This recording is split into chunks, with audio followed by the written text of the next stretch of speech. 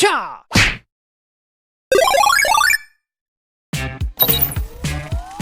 Welcome, everybody, to the 2025 postseason, where we get to watch these 8 teams battle it out to see which 2 make it to the big dance. Got KC at home versus the Texans, who just pulled off a nice win over the up-and-coming Chargers. KC's got these 3 weeks off, so that's a big game right there. A lot to be answered. You also have Baltimore coming into the Bills, where the Bills have been dominating, 8-0 at home. However, the last meeting didn't go so good when they were away in Baltimore.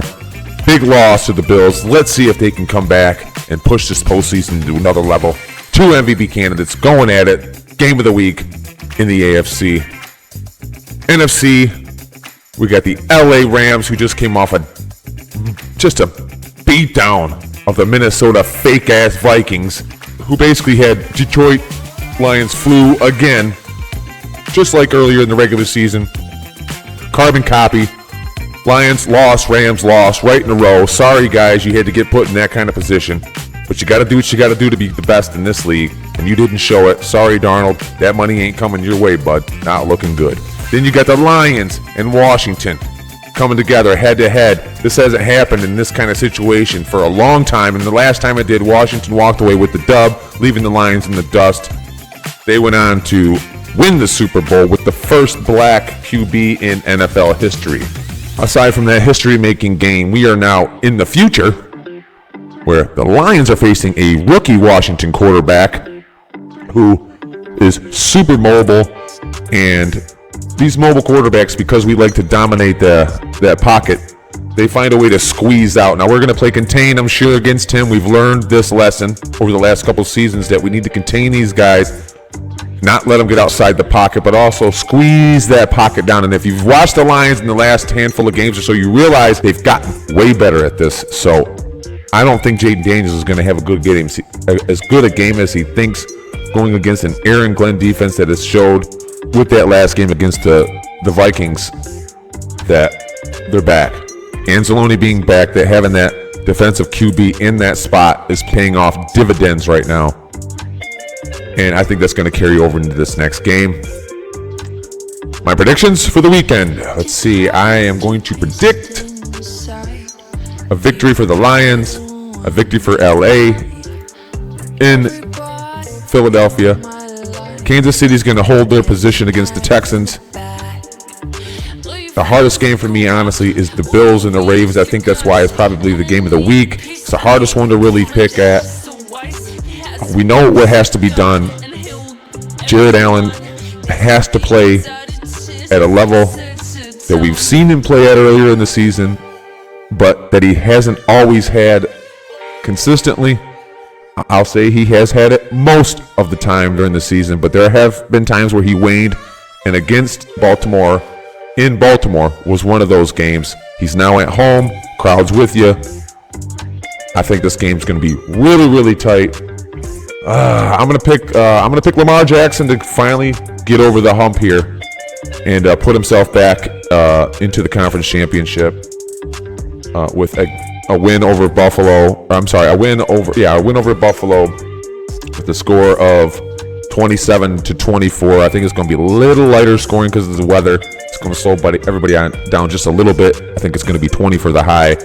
So these guys are going to be sitting on the sidelines, rubbing hands, coats on, and all that kind of stuff. But I do believe Baltimore pulls it out, and we will see a Kansas City-Baltimore battle for the rights for the big dance. And on the NFC side, I believe Detroit handles their business at home, having that week bye, resting up, game planning, getting everybody on the same page. Montgomery's back. Our defense is roughly whole. It's stitched together as it is. It feels pretty damn good as a Lions fan to see what happened in that last game. And then in Philly, I think the LA Rams pull it out. I'm going to say it's a defensive battle. I'm going to say it's 24-23 Rams. So we're going to see a Lions-Rams reunited again with the big game in the NFC being that, and the Lions will be fighting for that dance that they've been waiting to get a ticket for. They've been just waiting for it. So let's get into these games a little deeper. So our first big game of the afternoon, the Kansas City Chiefs and the Houston Texans. Coming in hot over their win over the Chargers, Stroud comes in with almost 70% completion percentage, over 250 yards, 42 yards rushing, going against a Kansas City defense who are just getting back into action. A lot of them are all beat up, and he was facing a Justin Herbert who was not playing well. He is now going against a Patrick Mahomes who, even though he's had 2 weeks rest, should probably come back and play pretty damn well. He had a great game against Houston right there towards the end of the season. I expect the same here.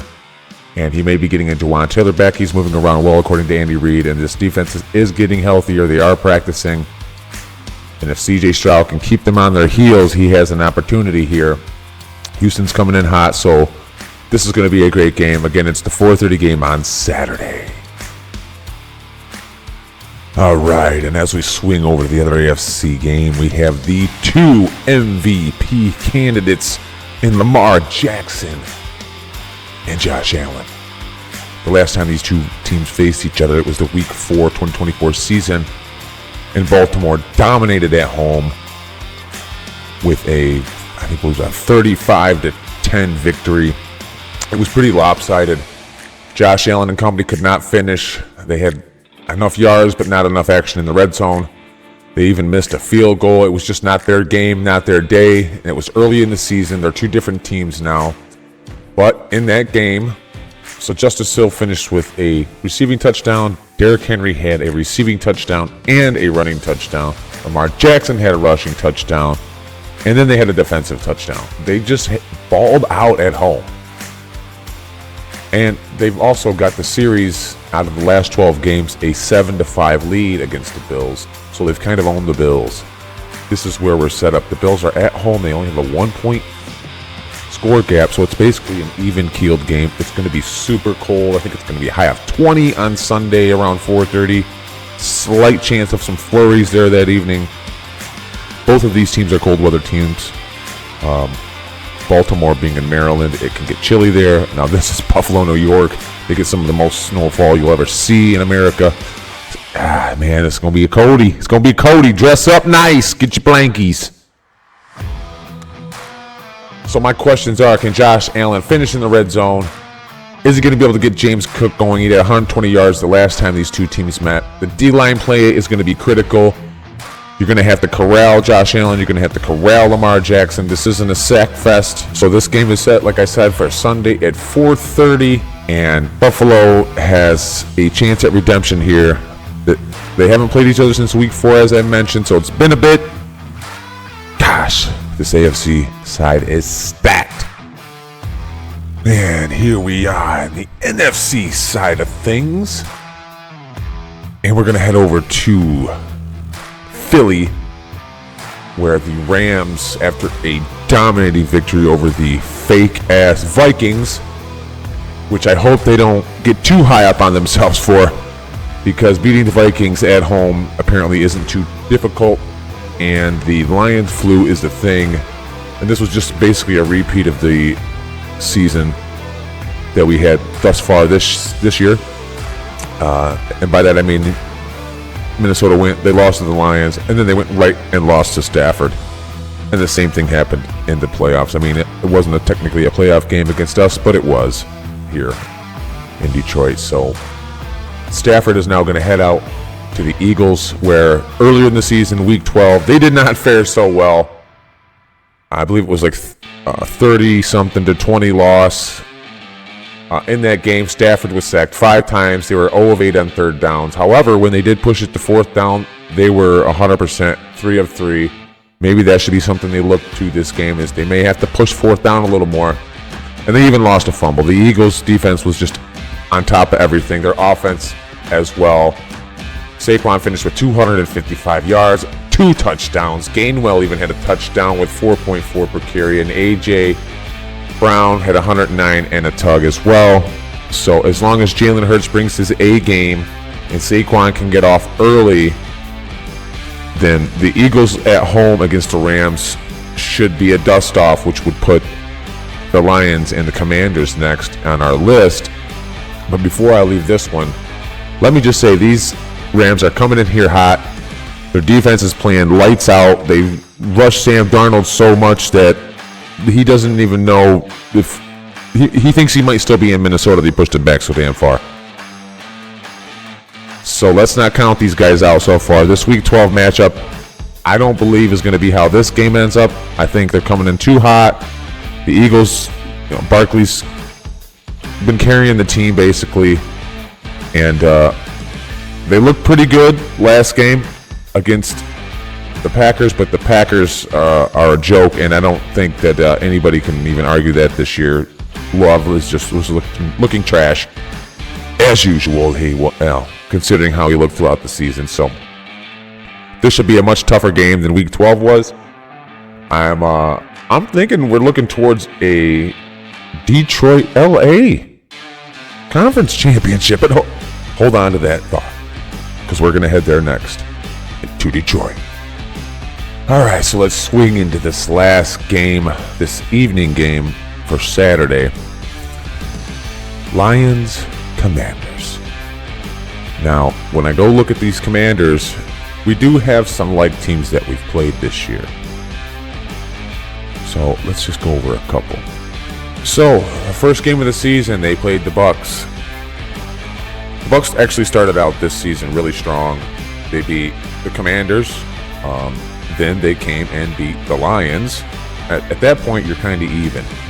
The Washington beat the Giants, which was expected. They barely beat them, though. They beat the Bengals and Joe Burrows at home, 38-33. Now listen, when I'm looking at these scores for the Commanders, they're a high-scoring team, baby. It's gonna be a challenge for our defense to stop these guys. I'm not saying they're not up to it. I'm just gonna say they're gonna have to step up. They beat the Cardinals 42-14, 34-13 against the Browns. Now, okay, we're talking about the Browns and Cardinals. I get it.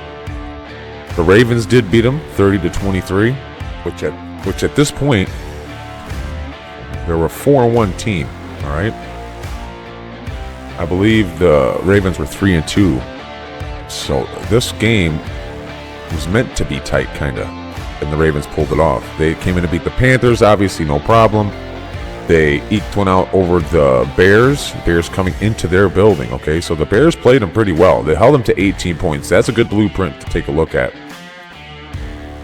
They beat the Giants, no problem. Steelers came in and whooped them up at home by only a point. So the Steelers followed the Bears probably template, I'm thinking, because they were able to beat them, and they had recently been beat and held to 18, which was so far the best holding they've had all season. They played the Eagles, who also held them to 18 and lost 26-18 in Philly. Cowboys beat the Commanders at home 34-26. So these early divisional games between the Eagles and the Cowboys, which was these interconference games, and then the Cowboys, which is the divisional game, they were struggling, right? They didn't pull them off. They snapped on the Titans next. They eked one out over the Saints, another division game. Eagles and Commanders played again for the second time in their division, and listen, they won. So they did the same thing to the Cowboys. They won the second game. Granted, both games, the teams that they came and faced in the second time, meaning the Eagles and the Cowboys, were a lesser team. They came in and faced the Eagles, and Jalen Hurts went out that game, and the Commanders came back and were able to win. The Cowboys were just decimated. I mean, they ended up firing their head coach and everything. So they barely won. They won by 4 against a Cowboys team that was basically playing for nothing. Then it came in and beat the Bucs by 3 in Tampa Bay's home. So the Commanders are on a little bit of a roll. However, The brick wall that is the Detroit Lions is next, and I'm telling you right now, they've had a week off. All the guys are rested. We've got guys back on defense. It's not like when they fought the Cowboys and the Eagles, who were a little bit lesser of a team. The second time they faced them, and they got one shining light here. They did beat the Bucks. Baker Mayfield had just a trash game. He really did. It wasn't horrible, but it was pretty bad. They just couldn't get it together there. And that's something Tampa Bay's gonna have to worry about is their postseason woes. But the Lions, we've proven ourselves in postseasons. We lost a tough game to San Fran, and we came back and beat that ass this year. So you're coming into a buzzsaw into our house where our fans will just dominate that sound system, brother. You ain't gonna get nothing off without screaming. All right, Jaden. You ain't gonna get nothing off without screaming. So you better have some cues, and for a rookie, he's doing really well. But let me tell you about our quarterback, Jared Goff. Becomes the first QB in NFL history to complete a game without a single incompletion with a minimum of 11 passing attempts. 18 for 18, 292, 2 TDs, and a perfect 155.8 QB. His second, another record of Jared Goff's. The only player besides Lamar Jackson with 2 PPRs in one season. Perfect passer ratings. Because achieving a perfect passer rating isn't just about throwing bombs. It's a delicate balance of accuracy, decision-making, and poise. Against the Jaguars, Goff exemplified all three. He had 70% of his passes without a single interception.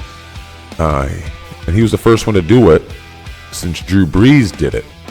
And that means Jared Goff is the first quarterback since him to record 3 games with a passer rating of 150 plus in a single season. Goff's just amazing. He's accurate. He's smart. He knows when to call an audible. He knows when to shake off. He knows when to dump off. He knows when to throw it outside because, ain't nothing there and we ain't getting a sack, right? He's poised under pressure. He can do a damn pirouette, okay? In the pocket. I don't even think I've seen anybody do a little pirouette like that, ever. But he's not the most mobile quarterback. Okay, I'll give you that. Jaden Daniels, you got us on that one. But our receiver core is, we just don't drop balls. I'm knocking on wood right now. I just want you can probably hear it. We don't. Amon-Ra's he's probably the best hands in the entire NFL. And look, man, our tight end, he's right behind him, bro. Our tight end don't miss either. You also have Tim Patrick in the middle. Tall, strong, ready to catch balls. He loves it. This dude's psyched up every time he gets a completion. He feels like he got a touchdown, and I love it. And then you got, of course, Mr. Rocket Ship himself, J-Mo, who just needs just a little bit more. Just a little sprinkling of time on the field. And this kid's going to be something else. Give him another 15 pounds there, too. All right? He's about to get blasted. He's about to get... Playoff football could ruin J-Mo, so we got to be careful. But, guys, we're here. We're set. We're facing the team we've been wanting to face. This is a little revenge game from back in the day when we lost the conference championship to the Washington. At that time was the Redskins, which, I don't know why they ever changed that name. I think the Redskins was the perfect name for Washington. There were some Warriors down there, all right? There were some Redskin Warriors. So that's it. You got Texas coming up to KC, Arrowhead Stadium, to verse the champs at home. Then you have the Ravens coming into Buffalo. Already have a major victory against the Bills earlier at home from when they played the Bills earlier in their home with a over 20-point victory. Will it be the same score? Probably not. It's in Buffalo. It's going to be super cold. These boys have been playing lights out. I think it's going to be a lot tougher game than they think it is. That's why Buffalo's only got a 1-point lead at home. It's going to be super tight. Josh Allen needs to play a little better than last time. Not too shabby, but he's going to have to step it up in this playoff game in order to beat these hot Ravens right now. And let's switch it over to the NFC side. You have LA super mega fire hot with pieces upon pieces in the postseason, which is exactly where you want to be. Aside from the fact that they're not at home, they're exactly where they want to be. Going against the Eagles team, who although they did just beat Green Bay at home, Jalen Hurts seemed a little rusty. I'm imagining this game that he ain't going to have no more rust. He's back in the system. Saquon's running well. And that's exactly how they won the game last time against the Rams. Just ran it right down their throat, and they had no answer for it. And it put the Eagles in an early lead position, and they just never stopped. LA's going to have to make sure that doesn't happen this time. And then you come home to Detroit. Washington's coming in, like I said, kind of an old school revenge game against a rookie who everyone says has no shot but says to be scared of him. So I don't know how that works, but Detroit I know is not going to take him lightly. He's been winning. These guys are hungry. They're hot. They're hitting hard. They're playing well. They got a good coaching staff, and they got a good mantra, work hard. And I'm telling you, that's my mantra basically, is work hard. So, and I know what kind of mantra that is, and I know what it develops in somebody. So you got to be careful of this team. It is not an easy win. It's not a walk out there and just do whatever you want type game for the Lions. There is a defense here that's ready to play, and we just have to be ready like we always are. It's going to be a fun weekend. The Lions have the late game. I can't wait to see what happens. This is going to be one of the best postseasons, probably one of the most watched postseasons in NFL history, if not the most watched postseason in NFL history, and we're all getting to be part of it. So with that, I'm going to let you go. Hope you enjoy these games this weekend. Get yourself some snacks. Get together with the family. Let's get some new football players out there. Get them kids out there in front of the TV. Let them know what it's like to have fun during this time of season as a football fan. And we'll see you guys on the next one.